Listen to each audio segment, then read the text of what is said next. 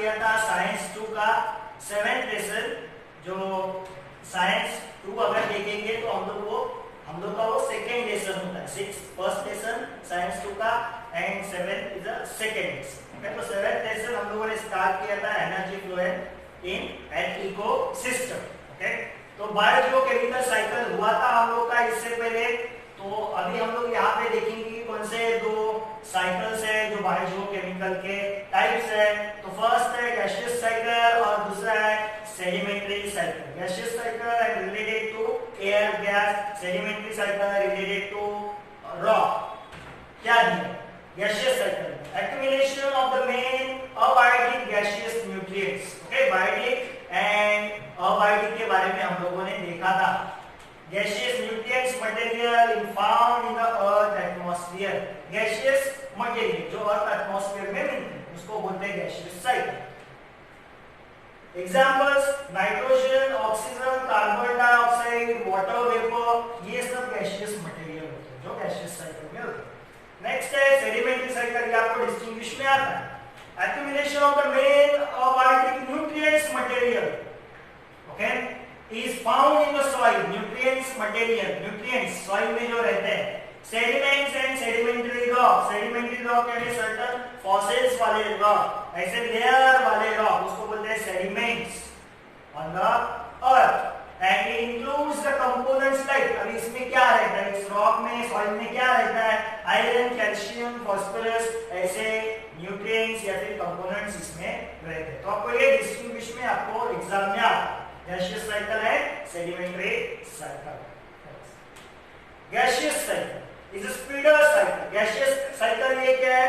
स्पीडर cycle then the sedimentary cycle. क्योंकि देखो gas एक जगह का एयर दूसरे जगह पे जाने के लिए ज्यादा टाइम नहीं लगता। ओके, या फिर किसी एयर में किसी गैस का कंटेंट कम ज्यादा होने के लिए ज्यादा टाइम नहीं लगेगा। मगर सेडिमेंट्री साइकिल यानी सॉइल से रॉक बनने का प्रोसीजर या फिर रॉक का लेयर जो आता है वो बनने के लिए बहुत ज्यादा टाइम लगता है, इसके लिए ये स्लोअर है। For example if the CO2 has accumulated in an area, it is quickly dispersed within the rain and absorbed by the plant। CO2 अगर accumulate हुआ किसी एरिया में, अगर उसका अमाउंट अगर बढ़ गया तो वो दूसरे जगह पे स्प्रेड होता है या फिर एब्जॉर्ब किया जाता है by plant. Climatic changes and human activities seriously affect the speed, intensity and equilibrium of these cycles। Okay, gaseous cycle हो या फिर sedimentary cycle हो, उसके ऊपर क्या इफेक्ट करता है? Human activities. कौन सा ह्यूमन एक्टिविटीज? हम लोग कौन सा एक्टिविटीज करते हैं? Okay, different activities. Okay, normally construction है या फिर डिफरेंट हजार्डस गैसेस निकलते हैं, माइनिंग है, कोल माइनिंग है, ये सब ह्यूमन एक्टिविटीज है जो अफेक्ट करते हैं। किसके ऊपर अफेक्ट करते हैं? Speed, intensity and equilibrium. Equilibrium यानी level, okay, of these cycles। The various aspects of this cycle are extensively studied nowadays। Okay, और इस साइकिल के ऊपर जो भी अफेक्ट जिस चीज की वजह से अफेक्ट होता है उसके ऊपर अभी स्टडी किया जा रहा है। First cycle gaseous cycle is a carbon cycle. हम लोग 3 साइकिल सीखने वाले हैं, कार्बन, ऑक्सीजन एंड नाइट्रोजन। तो उसमें फर्स्ट है कार्बन, जो हर जगह पे मिलता है, हमारे बॉडी के अंदर भी रहता है, हर एक चीज में कार्बन है। हर एक चीज में क्या है? Carbon. The circulation and recycling of carbon from the atmosphere to living organism and after their death back to the atmosphere is called carbon cycle। Carbon का सर्कुलेशन कहां से? एटमॉस्फेयर से। किसमें? Living organism. बाद में लिविंग ऑर्गेनिज्म मर जाते हैं तो फिर से उनके अंदर का कार्बन फिर से आता है एटमॉस्फेयर। यानी एटमॉस्फेयर टू लिविंग ऑर्गेनिज्म यानी abiotic factor to biotic factor and फिर से biotic factor to abiotic factor, that is a atmosphere. उसको बोला, ये सर्कुलेशन जो है उसको बोला जाता है carbon cycle. Abiotic carbon atoms are circulated and recycled into biotic.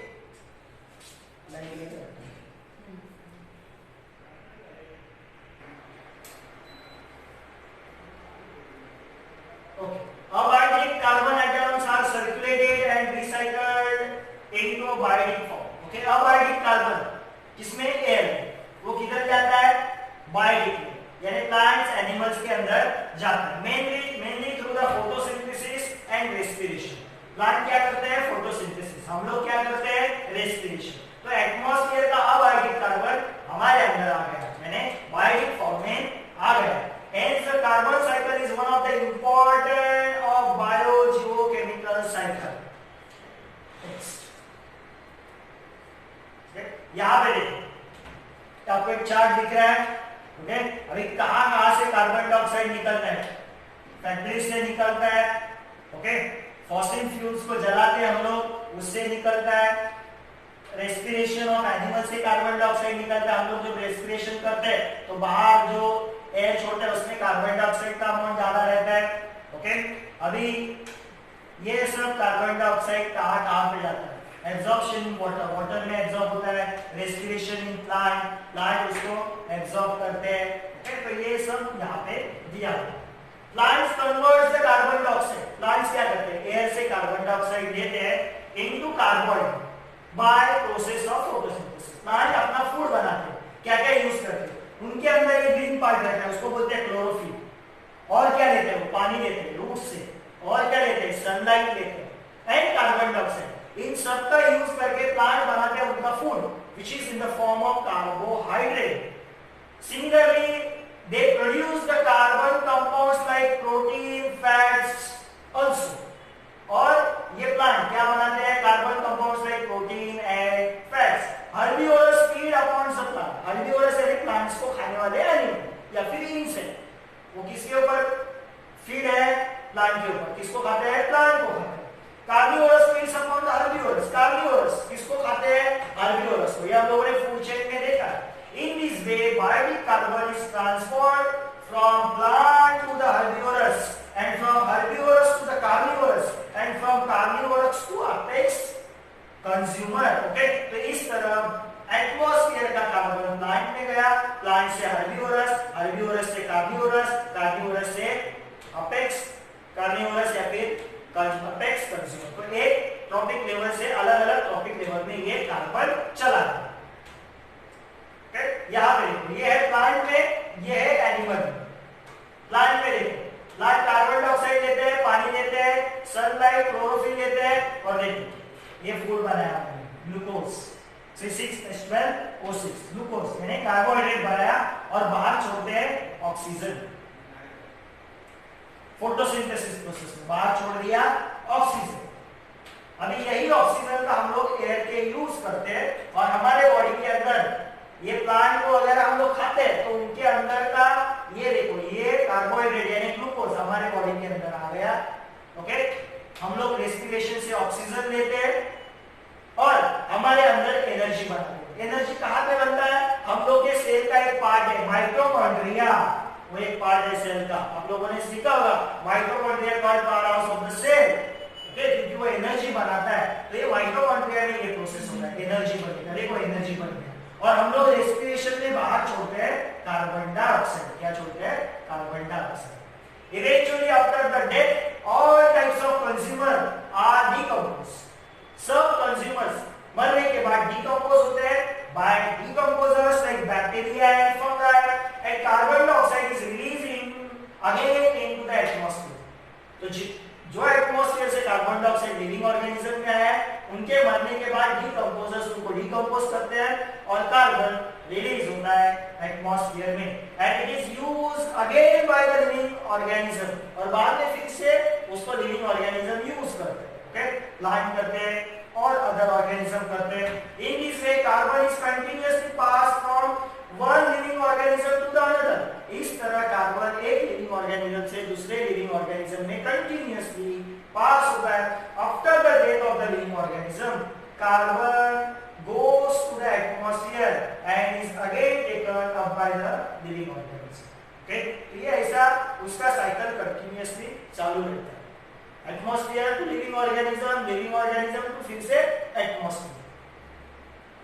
Carbon dioxide is release into the atmosphere through the abiotic process like burning, okay? अभी कार्बन डाइऑक्साइड हम लोग रिलीज करते हैं बायोटिक, अबायोटिक प्रोसेस से कैसे release होता है? और कौन कार्बन डाइऑक्साइड रिलीज करता है? तब जब हम लोग जलाते हैं, क्या जलाते हैं? Fossil fuels, okay? Petrol, diesel, okay, coal वगैरह ये सब हम लोग जलाते हैं। उससे वुड, लकड़ी को जलाने के बाद forest fire, volcanic eruption consumption, इससे भी कार्बन डाइऑक्साइड बाहर निकलता है। Oxygen is release into the atmosphere by the biotic process of photosynthesis. Okay, अभी ऑक्सीजन एटमॉस्फेयर में कैसे जाता है? जब प्लांट फोटोसिंथेसिस करते हैं तब वो ऑक्सीजन बाहर छोड़ते हैं। And CO2 through the respiration, और हम लोग क्या करते हैं? कार्बन डाइऑक्साइड बाहर छोड़ते हैं रेस्पिरेशन से। The equilibrium of oxygen and carbon dioxide gas in the atmosphere is maintained by the plant। तो ये लेवल जो है इक्विलिब्रियम यानी लेवल इसका ऑक्सीजन एंड कार्बन डाइऑक्साइड का वो कौन मेंटेन करता है? प्लांट मेंटेन करता है। इसके लिए हम लोग को ज्यादा प्लांटेशन करना जरूरी है, ज्यादा से ज्यादा ऑक्सीजन मिलने के लिए।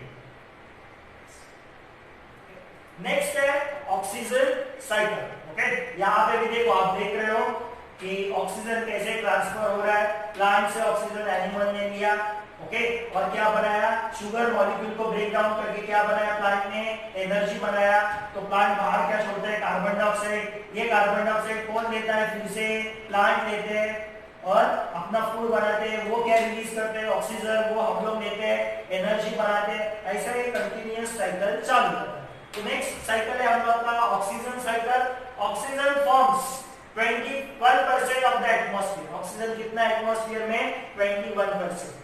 Okay, it is also present in the hydrosphere and lithosphere. कहां पे? हाइड्रो यानी पानी में भी ऑक्सीजन रहता है, लिथोस्फीयर यानी सॉइल में भी ऑक्सीजन रहता है। Circulation and recycling of oxygen within the biosphere is called oxygen cycle. Biosphere में ऑक्सीजन सर्कुलेट होता है फ्रॉम बायोटिक टू अबायोटिक, उसको बोलते हैं oxygen cycle. This cycle is to includes both biotic and abiotic factor. इसमें भी biotic and abiotic factor involve रहते हैं। Oxygen is continuously produced as well as used in the atmosphere. Oxygen continuously produce होता है through the photosynthesis और continuously use भी करते हैं animals and different organisms. Oxygen is highly reactive and it readily react with the other elements and the compound। Oxygen क्या है? ज्यादा reactive है और वो अदर एलिमेंट्स एंड कंपाउंड के साथ रिएक्ट होता है। ओके, जलने के लिए कौन सा गैस हेल्प करता है? जलने के लिए ऑक्सीजन हेल्प करता है। And oxygen is found in various form like molecular oxygen. Air में ऑक्सीजन रहता है, वो मॉलिक्यूलर फॉर्म में रहता है, O2। वाटर में H2O फॉर्म में रहता है, देखो O। कार्बन डाइऑक्साइड में CO2 फॉर्म में रहता है। डिफरेंट इनऑर्गेनिक कंपाउंड्स में भी रहता है, जैसे ग्लूकोज है C6H12O6। ओके, उसमें भी क्या है? ऑक्सीजन है। नेक्स्ट है and oxygen cycle of the biosphere is extremely complex. Oxygen cycle क्या है? एक्सट्रीमली कॉम्प्लेक्स है। Oxygen is release in the process of photosynthesis. Oxygen कब जाता है? प्लांट कब ऑक्सीजन लेते हैं? फोटोसिंथेसिस करते हैं, तब ऑक्सीजन बाहर जाता है। Whereas it is used up in the process like respiration। Okay, अभी ये ऑक्सीजन कौन यूज करता है? हम लोग रेस्पिरेशन करते हैं, एनिमल्स रेस्पिरेशन करते हैं। कंबशन यानी जलने के लिए, डिकम्पोजिशन, ओके, किसी भी चीज का डिकम्पोजिशन होने के लिए भी ऑक्सीजन की जरूरत होती है। करोजन, ओके, मेटल का करोजन होता है, रस्टिंग होता है, इसके लिए भी ऑक्सीजन लगता है।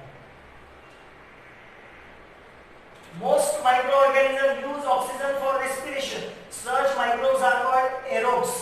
जो माइक्रो ऑर्गेनिज्म किसका यूज करते हैं? ऑक्सीजन का यूज करते हैं रेस्पिरेशन के लिए, उसको बोलते हैं aerobes. Okay, microbes which do not need oxygen are called anaerobes. जो जिन माइक्रो ऑर्गेनिज्म को ऑक्सीजन की जरूरत नहीं है खुद का एनर्जी बनाने के लिए, उनको बोलते हैं एनाएरोब्स।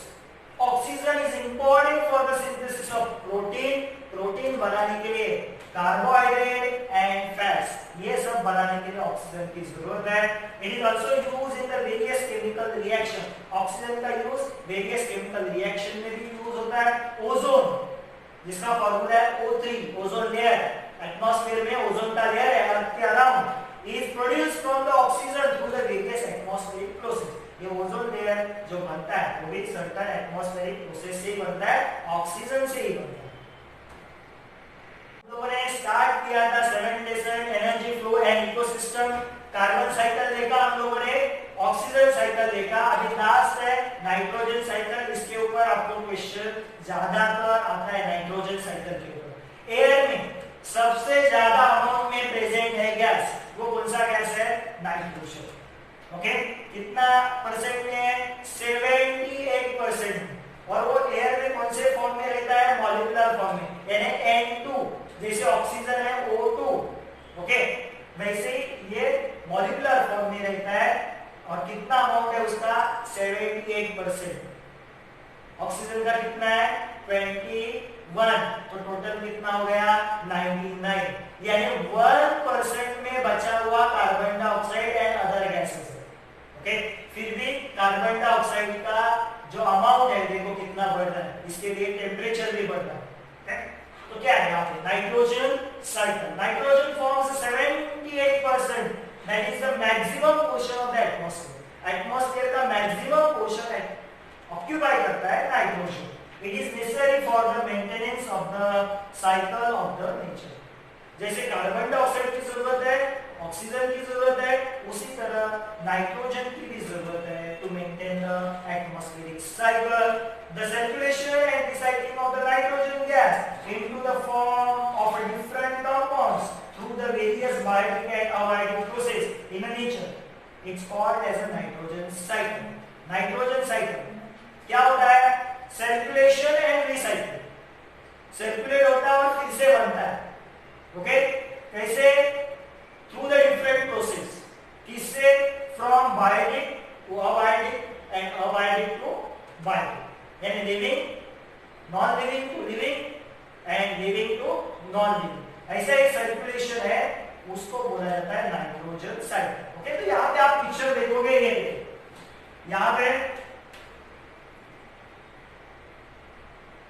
अमोनिया, नाइट्रोजन डाइऑक्साइड, ये NH4 फॉर्म वाला है, ये NH3 फॉर्म वाला है। ये अमोनिया है, ये नाइट्राइट्स है NO3। ओके, ये ऐसा नाइट्रोजन प्रेजेंट इस फॉर्म में, कंपाउंड फॉर्म में लाना पड़ता है। नाइट्रोजन एयर में कौन से फॉर्म में रहता है? N2। वो नाइट्रोजन कोई भी डायरेक्ट ले नहीं सकता, तो उसको ऐसे इस कंपाउंड फॉर्म में लाना पड़ता है। NO2, नाइट्रेट, नाइट्राइट्स ऐसे फॉर्म में लाना पड़ता है। ये नाइट्रेट्स है, नाइट्राइट्स है, ओके, ये अमोनिया फॉर्म है। तो इस फॉर्म में, कंपाउंड फॉर्म में, उसको किसी ना किसी से जोड़ना पड़ता है, तो ही उसको हम लोग कंज्यूम कर सकते हैं। डायरेक्ट नाइट्रोजन हम लोग नहीं ले सकते, तो उसको सर्टेन कंपाउंड फॉर्म में कन्वर्ट करना पड़ता है। तो वो कैसे वो कन्वर्ट होता है, वो हम लोग यहाँ पे अभी आगे देखेंगे। तो all organisms participate in the nitrogen cycle. It is an important component of protein. Nitrogen ये बहुत इंपॉर्टेंट कंपोनेंट है protein and nucleic acid. Nucleic acid यानी कौन से एसिड? RNA एंड DNA, इनको बोला जाता है न्यूक्लिक एसिड। क्या बोला जाता है? Nucleic acid. तो ये वो बनने के लिए एंड प्रोटीन बनने के लिए, प्रोटीन बनता है अमीनो एसिड, तो वो अमीनो एसिड बनने के लिए किसकी जरूरत रहती है? नाइट्रोजन की जरूरत बहुत ज्यादा होती है।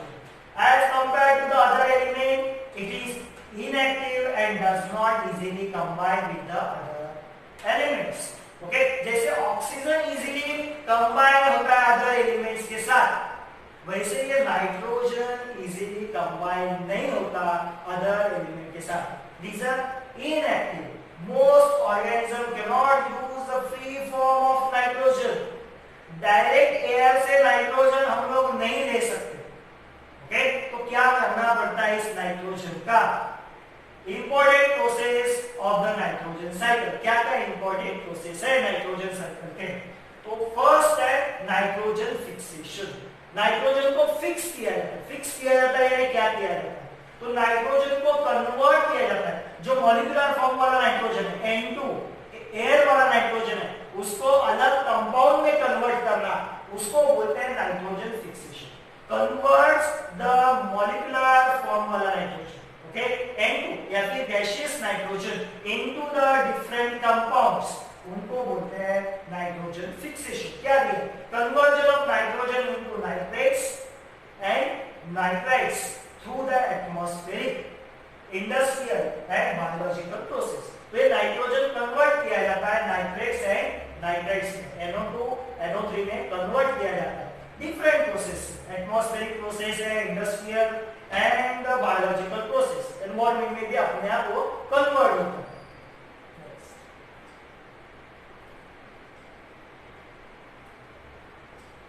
नेक्स्ट है अमोनिफिकेशन। ओके, नाइट्रोजन फिक्सेशन देखा, ammonification release of ammonia through the decomposition of dead bodies. जब किसी भी प्लांट या फिर हम लोग ज्यादातर बोलेंगे प्लांट से एनिमल, नॉर्मली एनिमल का बॉडी डिकम्पोज होता है तो उनके अंदर से क्या निकलता है, अमोनिया निकलता है। क्या निकलता है, ammonia, which is a excretory waste. Okay, waste material रहता है। हमारे यूरिन में भी अमोनिया रहता है, यूरिन में भी क्या रहता है, अमोनिया रहता है। नेक्स्ट है नाइट्रिफिकेशन। नाइट्रिफिकेशन यानी क्या, ये कब आपको एक्सप्लेन करने के लिए आते हैं एग्जाम। नाइट्रिफिकेशन यानी क्या है, conversion of ammonia into nitric acid. अभी अमोनिया जो निकला है डेड बॉडी से या फिर एक्सक्रीटरी वेस्ट से, यूरिन से निकला है, उसको कन्वर्ट करेंगे अमोनिया को into nitrate, nitrites and nitrate. Nitric acid से sorry into the nitrites and nitrate, NO2 and NO3 form में उसको कन्वर्ट किया जाता है। नेक्स्ट है डीनाइट्रिफिकेशन। डी यानी क्या, ब्रेक करना। डी यानी क्या, ब्रेक करना, यानी ये नाइट्रेट्स नाइट्राइट्स जो बने उनको फिर से ब्रेक किया जाता है। Conversion of nitrogen compound into nitrogen gas. Okay, जो नाइट्रोजन कंपाउंड बने हैं नाइट्रोजन गैस का डिफरेंट गैस या फिर एलिमेंट से कंबाइन होके फिर से वो ब्रेक होते हैं और फिर से वो बन जाता है नाइट्रोजन गैस। ओके, यानी नाइट्रोजन गैस को हम लोगों ने कन्वर्ट किया डिफरेंट कंपाउंड्स में, फिर से वो वहां से ब्रेक होके फिर से एयर में वो नाइट्रोजन चला गया। तो इस तरह ये नाइट्रोजन फ्रॉम द एटमॉस्फेयर यानी अबायोटिक से लिविंग ऑर्गेनिज्म में आता है, यानी बायोटिक फॉर्म में आता है, डिफरेंट कंपाउंड फॉर्म में चला जाता है, उसको यूज किया जाता है एंड फिर से उसका डीनाइट्रिफिकेशन होता है और फिर से वो चला जाता है गैसियस फॉर्म।